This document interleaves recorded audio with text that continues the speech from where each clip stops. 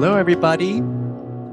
Thank you all so much for coming today. This is something that's relatively new here at Columbia School of Social Work, doing a full open house webinar series. One positive thing, if we can find any in this pandemic, is that we have been able to really provide access to a lot more students through these virtual settings. So we've had a variety of different events throughout the week. We'll be having more next week. This week has really been focusing on all of our method areas. So thank you so much for joining us today. We have an incredible lineup. I'll let them introduce themselves in just a moment. But before we do that, I just want to let you know that this is for prospective students, and some of you may have been admitted to the spring semester. If so, congratulations and welcome. And we'll be doing a full overview of the social enterprise administration method area. We'll be utilizing a Q&A feature. So if you have questions, we do encourage you to put the questions in the Q&A portion so that we can go through that and answer anything that I may have forgotten, and really address all of your questions and concerns and make sure that we're demystifying processes as much as we possibly can. And I'd like to begin with this quote. So, social work is a practice-based profession at an academic discipline, and an academic discipline that promotes social change and development, social cohesion, and the empowerment and liberation of people. And I really think that this quote is tremendous because social work is vast. You can work in a variety of different places and serve individuals in a variety of different ways, whether that's one-to-one in a micro setting, or more macro through policy, or mezzo through communities or organizations. And I think it's important to acknowledge that and to talk about the various ways that you can serve populations and can create positive change in a variety of different ways.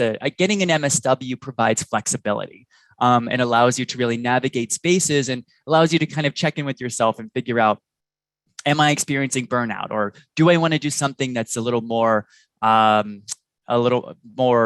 macro in scale that can really speak to systemic issues in society. And what we hope you gain from these series is that this open house webinar series is that at Columbia, you can do all of those things. We have a lot of different choices, specifically in the method areas that we offer. This is a sample study plan. So by and large, I think most MSW programs accredited by the CSSW, which is the Council for Social Work Education, have a very similar foundation year, generalist classes that you will take that really give you hands-on fundamental experience, learning about everything there is to know about social work. It usually features a first-year field placement that is direct practice in nature. And then your second year is where you really begin to hone in on the area of social work that you really want to master and really want to make your career post-graduation. And at Columbia, you have your choice of one of 4 different method areas. And these are the 4 method areas right here. We also have 7 different fields of practice. So you will choose a method area and a field of practice. And in most circumstances, the combination of these 2 things help to guide your final year field placement. So they tend to combine the 2, but they will most certainly be focused in your method area. And today, as I mentioned previously, is that we are focusing all on the social enterprise administration method area. And we are so excited, amazing panelists today. So I'm going to stop sharing and I will let them introduce themselves and tell you a little bit about themselves. So if our panelists could just introduce yourself, tell us, what inspired you to pursue social work, and where you're currently located.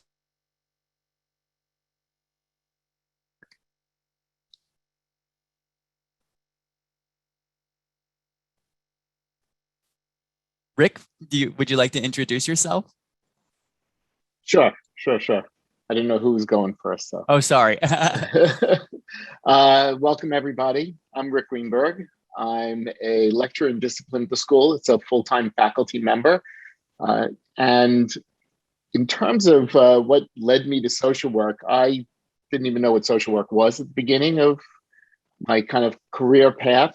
I was the first person I met who was going to social work. I met as an undergraduate, and I said, like, what do you do as a social worker? And so we had some conversations. And actually, all those years ago, this person and I are still friends, and he is a social worker too. But I was leading more toward medicine and such like that. And I did a lot of, during undergraduate, I did a lot of youth development work. And I really loved it, but I was in a different direction. And make a long story short, I was in a graduate program in microbiology and cancer research, and it was very exciting. It was really an incredible program, and I was working in an incredible lab. And although it was exciting, I was bored, and I just didn't really enjoy it. But I'm going along, and a professor offered me a job to work in his lab, which meant I'd have free tuition, 100%, and I'd get a stipend, but I had to give up 2 nights a week that I worked in youth development, leading a teen lounge at the local Y. And I said I wasn't willing to give that up. And so I said, there's something wrong with this picture.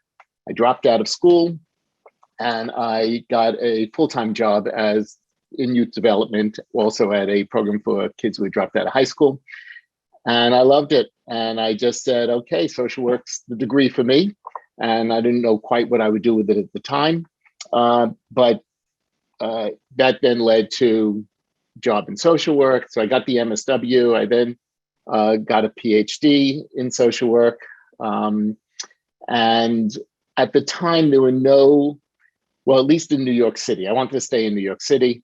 There was one program in California that offered something like SEA, administration in social work or something, they had called it. And there was nothing in New York, so there wasn't that option. So I had to kind of piece together different things. But you here have that opportunity. And for my career, I am so glad that I made the switch. And it's just been a wonderful, not occupation, but kind of life within. So I think that's enough for now. I don't know. That's wonderful. Thank you so much. Brandon, we'll let you introduce yourself next. And I apologize if my sound cut out a little earlier. If that happens again, everyone just yell at me in the chat. Hey everyone, my name is Brandon Hottie. I'm originally from Seattle, but right now spending time in Dallas. Was displaced during this pandemic, actually, and I graduated from CSSW virtually last year, 2020. I think we were the first virtual class, and I think unfortunately not the last virtual graduating class, but hopefully in 2022, you guys have a physical graduation. Like Rick, I definitely fell into social work. It wasn't a career plan that I had from the beginning. A lot of little steps that led to other decisions, that led to other decisions, that led to social work. So that's a very long story. And so I think we're going to get to some of those questions later on. So I'll leave it at that and let Elise introduce herself.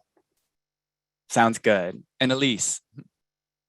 Hi, everyone. My name is Elise Forden, and congratulations on considering Columbia, getting in, and where you are in your journey. We're excited that you're considering Columbia.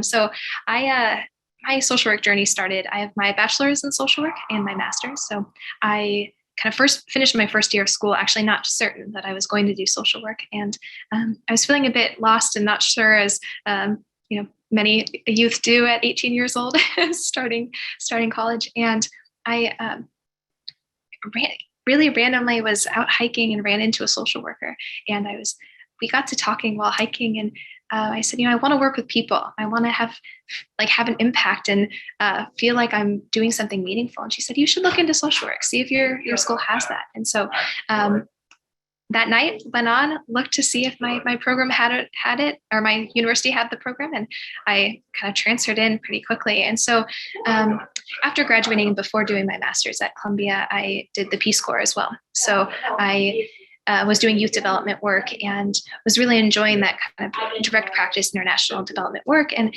I was starting to feel, and we'll get into this a bit later, but wanting a bit of that transition into more or more management. But so I came back, pursued SCA, and graduated in 2017. And since have been kind of continued to stay involved with Columbia and the online and program and supporting in some of the classes as a teaching associate. Amazing. Thank you all so much. And thank you for sharing your time with us today.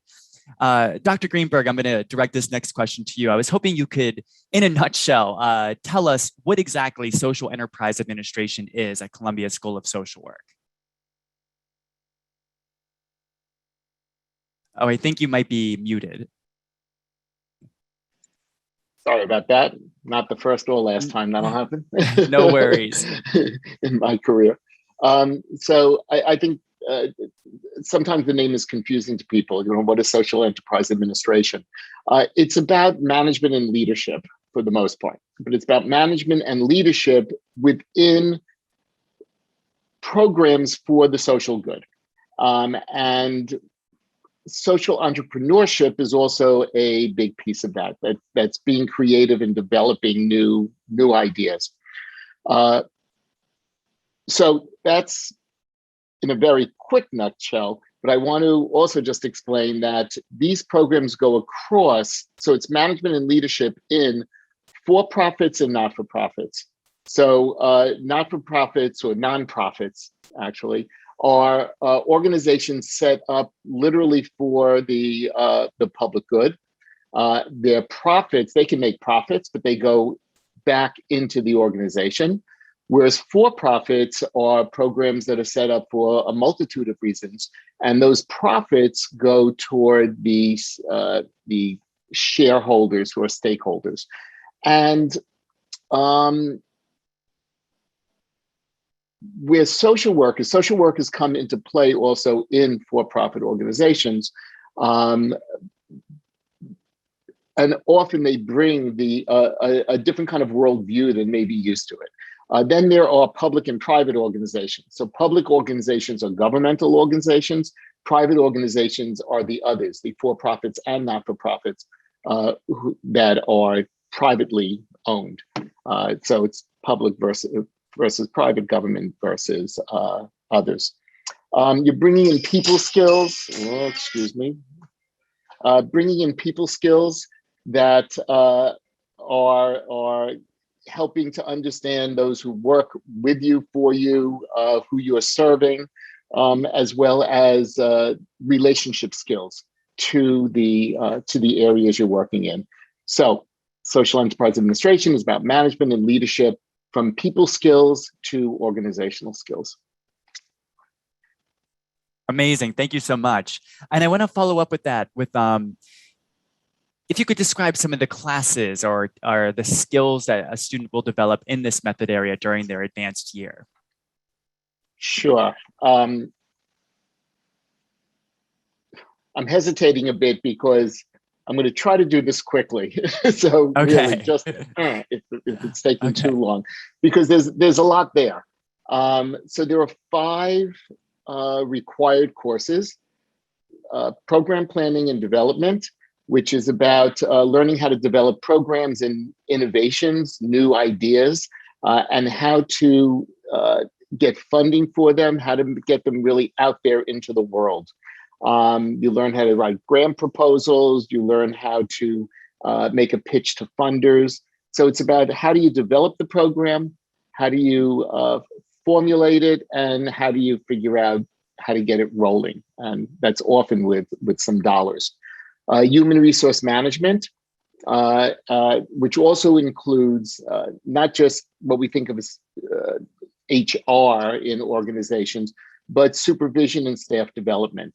So not just how do you organize people within a larger organization or a smaller organization, but how do you organize people within? But also, how do you develop them? What kind of training do they get? What kind of supervision do they get? So they can move forward. They can do the best job in your organization, and they can also move forward.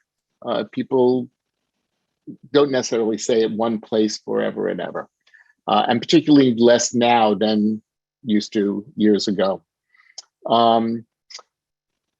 And being a learning organization within the HR field is very important, because organizations need to learn and grow to do better and serve their clients better. Macro practice is about community organizations, about organizations within the community, which is really every organization, for-profit, not-for-profit, public, private. These are all organizations within communities, and we have to understand that relationship about organizations and communities and what our management and leadership aspects are to that. So how do we develop an organization, and how do we run an organization? Financial management. Some students are kind of like, I came to social work, so I didn't have to take math, or something like that. But it's really less about math. Computers do the math for you. It's really about understanding the finances and how they work and how they develop and how they can benefit those people you serve. And your own organization as well, because the better the finances are, the healthier fiscally the organization will be. Program evaluation. How do we know that we're doing what we say we're going to do? How do we know we're doing a good job? And what kind of an impact it's having on the people we serve and on our staff. Our staff should want to praise the organization every moment they get. Now, that doesn't always happen every day, but we should be doing such a great job that everybody knows we're doing a great job. And when we're not, we need to figure out how to fix that. So program evaluation helps us to understand that. So those are the 5 courses: program planning and development, human resource management, supervision development, and staff development, macro practice, financial management, and program evaluation. And then we have a series of mini courses. So these are half semester courses, and you get to choose from a number of them. Different ones, some are pretty standard, and then there are different ones each semester. I'll throw out some titles just so you get a sense of what these are, but it's going to be hard to talk about all of them. Certainly afterwards, you can ask me any questions and I can answer them. Microfinance, so I'm just going to read from the list here. Boundary management of human resource organizations, building personal capacities as a manager, it's understanding yourself as a manager. Corporate social responsibility, which is a very hot topic these days. Development and fundraising, effective leadership and board management. We have to understand boards. Managing NGOs. NGOs are non-government organizations. Managing organizational change, marketing, program evaluation, more developed from what we were talking about. Social enterprise business, planning and implementation, and social enterprise business international. So, US versus international. So that's I think, hopefully relatively quick overview. That's amazing. And I think it really does clarify a lot of what the goals are of the program, the kind of fundamental skills a student will be able to take out there and also, create positive change in an organization, and also learn how to manage an organization and how to enfranchise people in an organization. So that's really fantastic. Thank you. Brandon, I know our time with you is limited. Again, thank you so much for participating. So I'm going to direct the next series of questions to you so that we get your full history, because it's very fascinating. And then I will ask Elise very similar questions, but you both have very different paths. And so it's going to be very fascinating, I think, for a lot of our viewers. Can you tell us, essentially a student takes the bulk of their foundation year courses, their generalist courses, and then decides what method area they want to do. What made you decide to choose SEA? Yeah, so I actually came in right off the bat thinking I was going to do SEA. At the time, there was a program called Management Fellows, which Dr. Greenberg was part of. And I was really drawn to that. I was actually 50-50, to be completely honest, now that I've done the program. But at the time, I was either thinking of doing clinical or SEA. I ultimately decided to do SEA because prior to social work school, I was pretty involved in the community in Seattle around mental health. And with a bunch of students, we created a nonprofit organization, sort of after developing a program that we thought this was the best vehicle for us to continue to build on this program, to bring donors to it. But truthfully, as students, we didn't know exactly what we were doing. We had some advisors helping us, but we were building everything from scratch, which was both exciting and very scary. And And once I left the University of Washington, I was no longer a student and wasn't leading the organization anymore. I stayed on as a board advisor, but I still felt like I didn't have enough skills and knowledge to feel like I was contributing enough. So then SEA seemed like the perfect fit for me because it was about how do you manage an organization that does community work? And so it felt like a really, really good fit.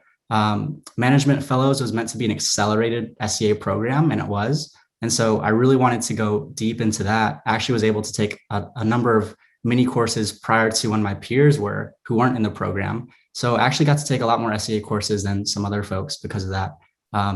And actually hearing Rick listing out those 5 core classes was nice because it reminded me of all the things that I've learned.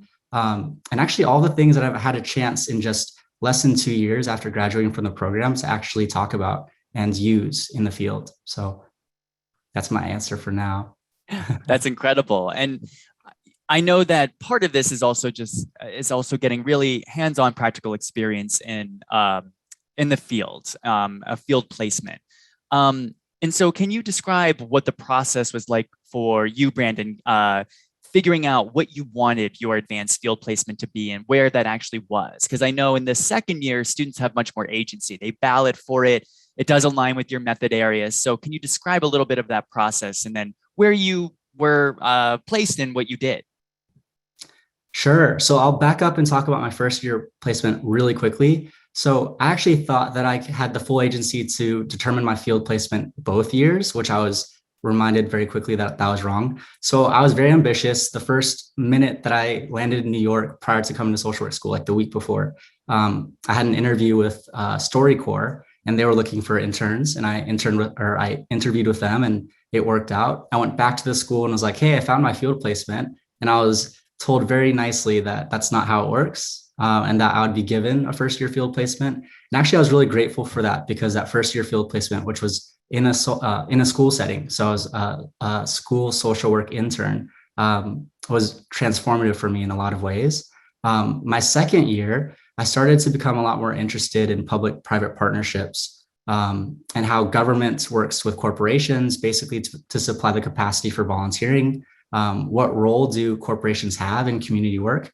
I wanted to explore that question a little bit more through this way. And so I was connected through the field education office to another alum who was at the mayor's office of service and partnerships. I think it's called New York City Service.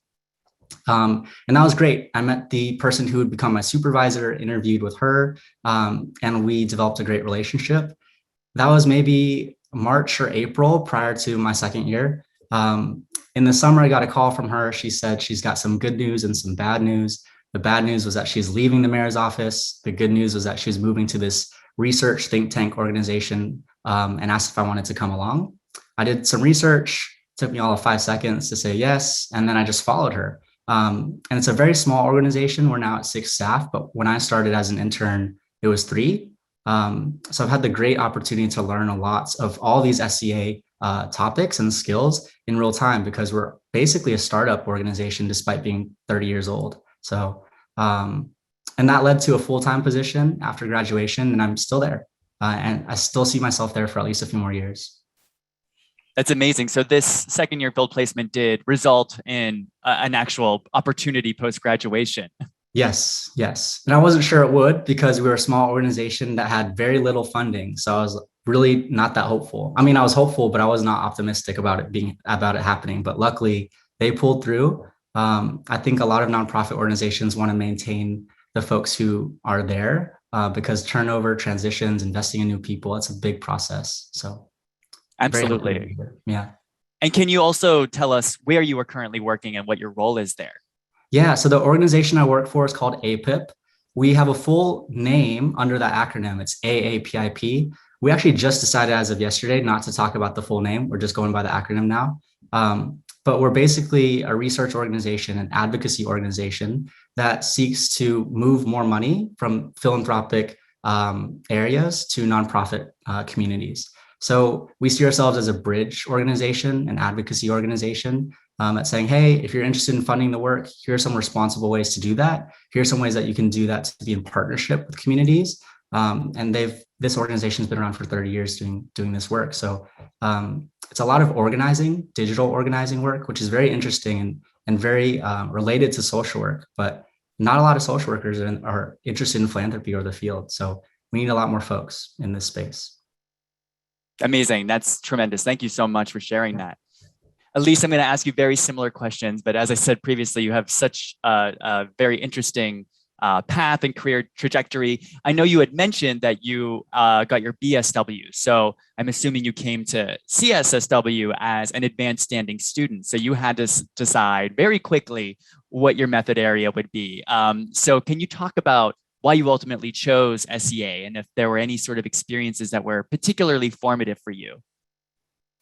Yeah, absolutely. And it's really interesting to hear Brandon's kind of path and journey, because mine is quite different. So I was still in Botswana in the Peace Corps when I got my admissions and when I'm kind of doing this planning and prep. And so I had to apply directly into the SEA or into the track that I would be pursuing. And I think a lot of that decision really came from my time in Peace Corps and doing a lot of the direct practice work. And also, to give some context, my bachelor's in social work has a field placement in that final year as well. So the reason that the advanced standing is 1 year is because that field placement and a lot of that coursework is bundled into the last year of your BSW. And so, I worked for that year in a children's residential program, kids who'd experienced trauma. And so I'd done some of that work, and then in Peace Corps, doing again more youth development work. And kind of towards the end of my Peace Corps, a lot of what I was doing was more capacity building and realizing that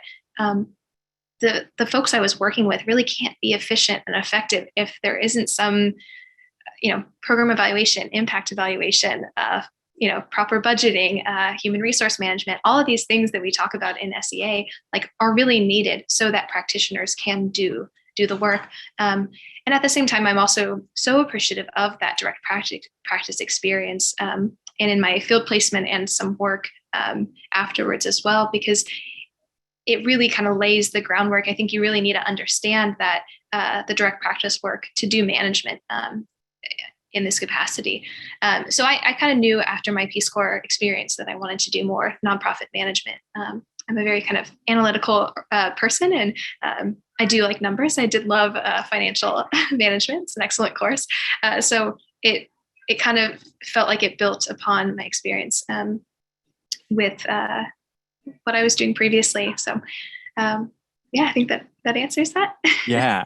Excellent. Yeah. Thank you so much. It's interesting hearing you say something similar that we heard during the policy webinar, where they were informed so much by the direct practice work they did in that first year field placement, or in your case, your BSW field placement, and how that really does inspire you to go on to do something more macro, and is very much informed and you are very educated by the real hands-on experiences you've had in that. Because I think some students wonder, well, if I'm not interested in that, why do I need to do a direct practice field placement? And that really is the crux of it, is that you learn so much in that first year, and you learn so much about interacting with humans and what's really needed to serve people to the best of your ability. And I think that it's so interesting to hear the overlap between what we would consider the more mezzo-macro method areas here at CSSW. And I would also like to know a little bit about what your field placement experience was like. I know it's very different for an advanced standing student. It's a whirlwind, I'm sure. But can you tell us a little bit about what that experience was like, and where you were placed and what you did at your field placement for your SEA advanced method year here? Sure. Yeah. And again, very different than Brandon's. I was interning at the United Nations Development Program in their Office of Information Management and Technology. So my concentration was in international social work, social welfare, and service to immigrants and refugees. And I really wanted to stay in that kind of international realm. And so when I tell people I worked in the Office of Information Management and Technology, they say, well, that's a social work placement. But again, I think it's it really translates some of those SEA. You're kind of forced to think about social work values in the context of a large organization, a bureaucratic organization, and in a lot of ways, what feels like a bit of a private sector organization as well, being focused on technology. And a lot of the scope of the work that I did was working with the director of that unit on budget management. They had a few like technology platforms that they had, widespread use across all their country sites that they wanted to see why more people weren't using it. So developing trainings on some of those technology platforms to identify some of the gaps and why that software wasn't being used and how to better utilize it. So yeah, certainly not a lot of direct practice in that field placement. That's fascinating, and what a place to be! What an experience to have for your field placement. And you've also had quite a career, and you've done many things, including teaching here at Columbia. Can you kind of talk about the positions you've held and the overall career trajectory you've had post graduation? Sure. So UNDP and all UN agencies have they can't hire you right after. You have to wait a couple of years. So you can't go from intern to employee. There's a policy there. So it's kind of left graduating, trying to figure out what next and what to pursue. And I started, I worked somewhere kind of for a couple months or half a year. And I started volunteering actually from a connection by Rick, another social work student that graduated previously, had started a nonprofit. And so I started volunteering there. And again, it was very startup, all hands on deck. And as my responsibilities grew, I was doing program management for their 3 international sites in Kenya, Burkina Faso, and Senegal, Ethiopia, and Burkina Faso. Kenya came later. And he's wanting me to travel to those sites and really be more hands-on. And I said, well, I'm also working full-time doing this other stuff. And so happy to be more hands-on, happy to be involved, but I kind of would need to be there full-time. And so I kind of pitched him saying, this is what I would like to do. This is what I can contribute, but I need to be there full-time, and I can't live in New York City volunteering. So I designed my own, using my HR management course, designed my own job description and put together a strategic plan for him to say why this would be a good investment in the company or the nonprofit. And I started working there for 3 years. And then COVID came and I wasn't doing as much travel, and a lot of compounding factors of the shift in the organization being a bit more domestic focused on US high schools. And we decided to part ways. And I, at the time, also have been kind of helping in the online program at Columbia. So doing some work in the classroom and wanting to explore research a bit more as well. And so I also applied for a Fulbright research grant. And so in May, I will be going to India to study corporate social responsibility and to see what the drivers of CSR are and why people give back. They have Indian Companies Act is a law, the first law of its type to mandate corporate social responsibility practices of organizations and for-profits making above a certain amount. So trying to understand what some of those drivers of giving are. That's incredible. And I know that's something that a lot of students in SCA are very interested in learning about, is corporate social responsibility and the role that organizations have in that capacity. And I know that Brandon you'll be parting ways with us at 2:40. And again, you've been so generous with your time and I can't thank you enough. But before you go, I just wanted to let you this is kind of like my final question for everybody, but I want you to be able to answer this as well. What are the skills that somebody should leave SCA with? What are the fundamental things that somebody who wants to do SCA, which should they absorb while they're here and take with them post-graduation? It's a big question. Definitely all those classes that Rick outlined as the core classes for SCA, the skills that you develop in those specific areas, very valuable. You might not have the immediate chance to talk about financial management or HR stuff in your role, depending on what that looks like and depending on how much experience you came in with before you went to social work school. But I think all of those classes have just been really instrumental to my experience currently. Sometimes budget stuff will come up and I'm really grateful that I took financial management. And then a year passes and that's the next time I talk about a budget. But at least I have some grounding in what we talked about in the class. Same with HR stuff. That's actually coming up quite often now that we started as a small organization where we never really thought about crafting new job descriptions.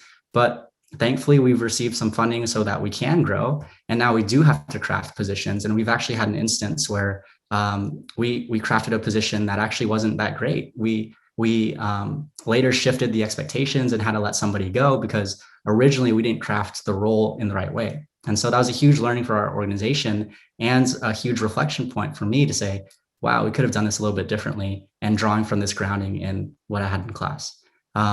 Program planning, program evaluation, fundraising. I mean, that's the bread and butter of being a nonprofit. You have to know all this stuff. Otherwise, you're just not going to be around for very long.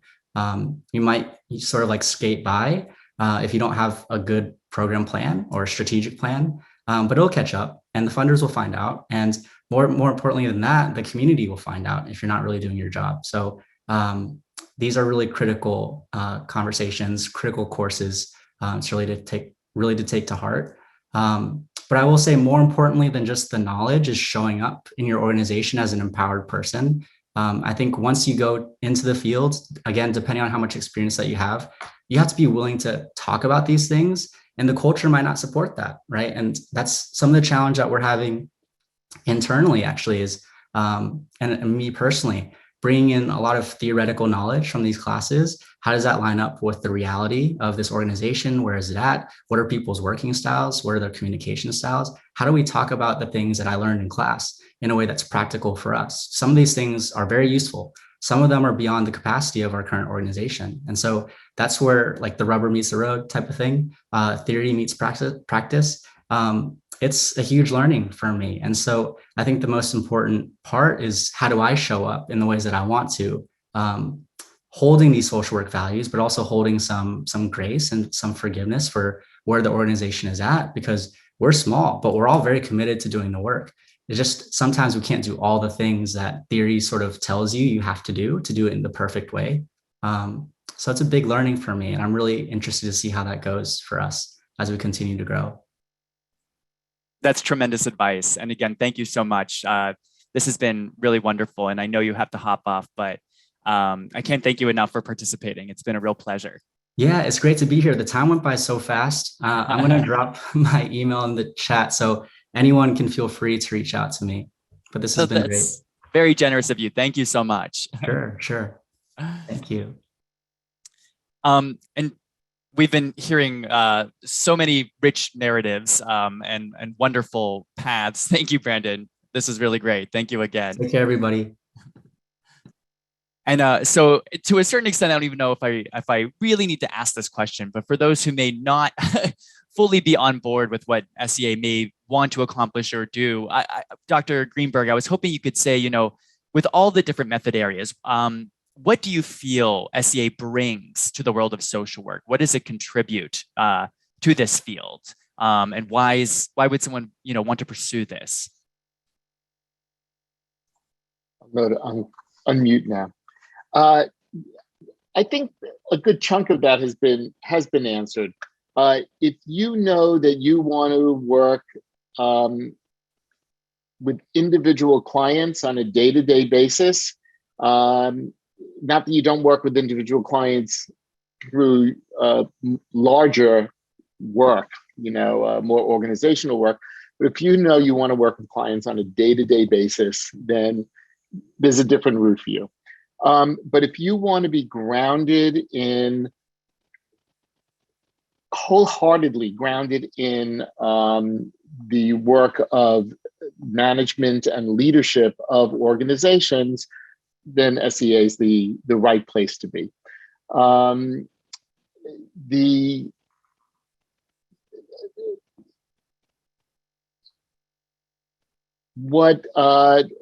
not sure I'm answering your question. You are. You're absolutely answering it. As I'm kind of going through my head. Okay. So we sometimes don't think of social work. We think of social work as working with individuals, but social workers are all over the place working with organizations and making those bigger shifts, those shifts in policy, those shifts in the way the organization works, so organizational policy and larger policy as well. But it's about the relationships. And so social work brings in that relational piece. I've worked over the years with a lot of people. I came to this job, by the way, you should know, after, I don't know, 30 some odd years in the field. So although I got my PhD along the way, I was working in the field and managing programs and such. But I then wanted to teach full time. And so 11 years ago, I came to Columbia to School of Social Work to teach full time. And it's been wonderful, wonderful for me being able to pass on some of this stuff and a lot of practical stories or stories about practice, I should say. Hopefully they're practical as well, but stories about practice. And one of the things I learned was that it is all about relationships. So you're going to learn how those that connection of our individual relationships and our group relationships are going to matter even in the larger macro, meso and macro pictures. We stress in a lot of areas about forming coalitions. So coalitions just of like people.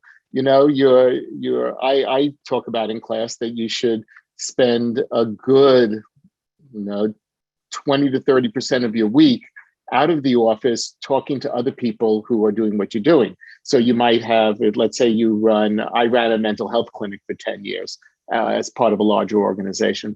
And so we met in groups of other people who ran mental health clinics, not within our organization alone, but outside of the organization. So you'll learn from each other and share ideas and such, and everybody grows. So again, it's about relationships and relationships within your organization. That's where the HR pieces come in and the development pieces. Yeah. I don't know how much more to go on. I mean, I think that that's beautifully said, and I think something that I also heard from another alum in this program that I was speaking to is that especially in the United States of America and a lot of developing nations, there is a lack of social services. This is uniquely American considering we're developed, but in some developing countries, that is a sincere lack, is a social safety net. And so philanthropic organizations, NGOs, are able to fill in gaps where they exist and are able to serve populations when sometimes our institutions are not. And it allows for someone to be able to have the skills to be able to kind of, create an organization that is able to swoop in and provide a service and provide it well. Yeah. I would add to that I hope that those folks who swoop in don't swoop in to take over, that we don't go into a community that is not our community, that we don't go into that community thinking we know what's best. We go into that community to help them develop what's best for them. And I hope that you come out of a program like this understanding that, or I hope one comes out of a program like this understanding that. And there are examples of wonderful organizations in the States that do that. And they have in the country of origin, let's say, the country where they're planning the program, they have staff members who they pay who are part of that community to do it. We may be a guide here in terms of getting money and such, but they are the leaders of it. I just think that's an important point to think about. And that's something that we emphasize here. Absolutely. That is ever present, I think, in much of our curriculum, especially the prop curriculum, and learning how to decolonize social work in a way that allows you to enfranchise populations. They are creating solutions with you. You're not imposing solutions. This is about eliciting the narratives from those who are in the community and allowing them to say, this is what we need, so that you are actually serving them to the best of your ability, and that they are also developing agency and power in this this partnership. And so I think that's very beautifully said, and something that does need to be ever present in these conversations for sure. Elise, I know that you teach courses here at CSSW. You've stated that you teach a little bit in the online program. Can you tell us a little bit about what you've taught or what a student might take with you if they decided to come here? So I'm actually a teaching associate, which is, I guess, similar to a TA, but for students that have already graduated. And so I am currently working with Rick on his social planning and program evaluation class, or social planning and program development class. And I also am working with Professor Baptista on his macro organizational practice. I've also worked on advocacy and social work practice and foundations of grief therapy, something kind of particularly important right now with COVID and kind of collective grief right now. And I've also worked with Mattia Marcor on staff development, coaching, and training. So really across the board, in terms of CSR, or not CSR, but SEA classes. And so hopefully to kind of transition into more of a teaching role in the future, but at the moment, just supporting in the classroom. That's amazing. I'm sure the students are so lucky to have you as their support. And Dr. Greenberg, I know that, we've talked a lot about different career opportunities for students who pursue SEA, and Elise and Brandon have really shared, the wealth of experiences they've had, post-graduation. And I was wondering if there's, any sort of, I don't want to say some sort of like, here's a list where students could potentially work, but if you see any sort of, correlations in where students kind of go post-graduation once they do the SEA method area. Let's talk about two pieces of that, I think. Okay. So one is that kind of thinking of a list of places I've known where students have gone in the last, let's say, 6, 7, 8 years. And then maybe first talk about the larger groupings. So one thing is, I would say everybody should, and this is for a talk your last year, not your beginning year, but keep your mind open. You don't even, I think it's hard for us to know right now what might strike us as being right.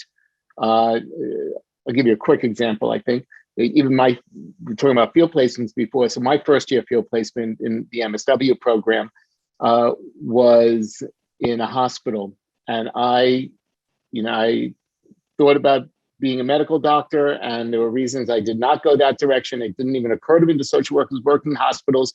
I was going to quit the program.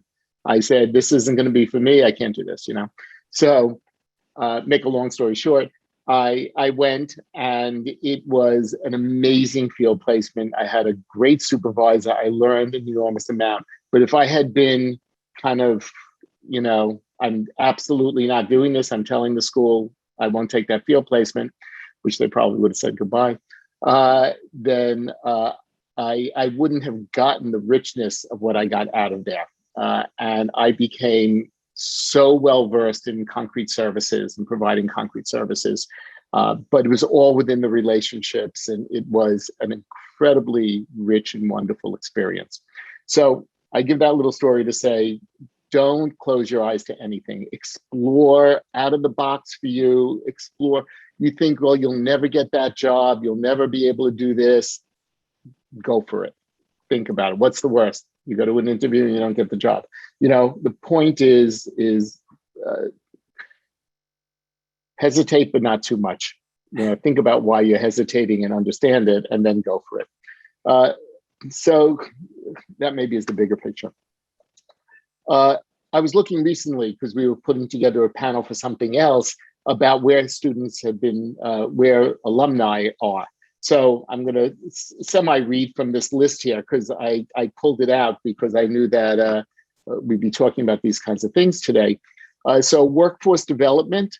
So that's about training and knowing and analyzing what staff needs. And this is in all areas. Workforce development in for-profits, not-for-profits, in corporations, in large agencies, private, public, government, non-governmental, et cetera, et cetera. So workforce development was a big one. Human resources, but doing a lot of different things in human resources. It wasn't just a human resource generalist. It was doing a lot of different things, and also at these many different institutions. A number of folks were at private institutions, Google, Facebook, Deloitte, Apple, financial institutions, investment banks, things like that. I was a little surprised at how many, and also pleased at how many, because 15 years ago, those organizations wouldn't have known what a social worker was. And so it's wonderful now that seeing the possibility of social work. Program managers at a lot of organizations, jobs within foundations, HR jobs within foundations, and program officers within foundations, where you oversee a certain segment of the foundation. Outreach coordinators at social enterprises, startups, new programs that are for the social good, that have interesting and different models that we haven't, that have been newly on the radar. A number of self-employed doing consultation work in various areas, consultation work around HR stuff, consultation work around building programs, consultation work around development. How do you set up training in the training department, such, and public relations, both larger public relations firms and also public relations within organizations, because that kind of communication is so important. Another area I just thought about, 2-3 people who are in, they're in organizations that provide, they're not foundations per se, but they help connect people with money. And, but they are, and they're for-profit organizations, but all their work is for the social good. The organizations they work with are those that that are doing what would be considered social good. So I hope that's helpful. It's just a list I recently came across. Absolutely. No, it's extremely helpful. Thank you so much. And I have one final question for both of you, similar to what I asked Brandon. What are the critical skills that somebody should absorb whenever they complete the SEA program here at CSSW? And Elise, I'll start with you. Yeah, I think similar to Brandon, like I immediately started using all of my coursework, everything that I was doing, and even just as simple as like understanding. Perhaps you're not designing the budget yourself, but having an understanding is as budgets, are announced, pass through your email, you can at least understand like the financial health of the organization. I think having just kind of a general awareness of that.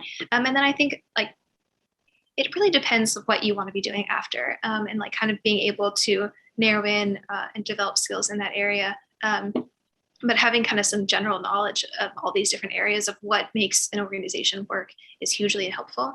And I know this is an SEA panel, but I do think like that first year or that field experience, that social work practice, being able to translate that into management is so important. And I genuinely believe all, even clinical students should have some exposure to SEA in some capacity, because likely they will be supervisors, if not managers or directors. And so having some experience with SEA type coursework is so important.